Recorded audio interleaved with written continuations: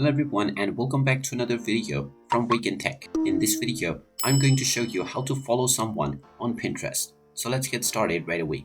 First of all, open up your web browser and then in the address bar, type in pinterest.com and press enter. You will now be taken into the official Pinterest website. Now click on the login button at the top right corner and proceed forward with your credentials if you haven't logged into your account already. And you will be taken into the homepage where you will see various different pins.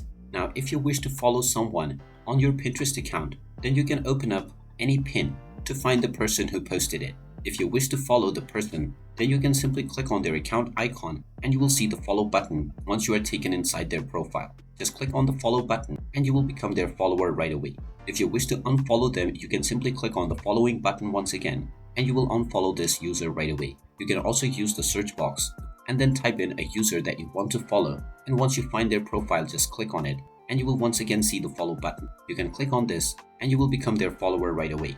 And there you have it. That is how you can follow someone on Pinterest. If you find this video helpful, make sure you hit that like button and subscribe to our channel if you haven't done so already. Also ring that notification bell to never miss another update from us. Thank you for watching and I will see you again in the next video.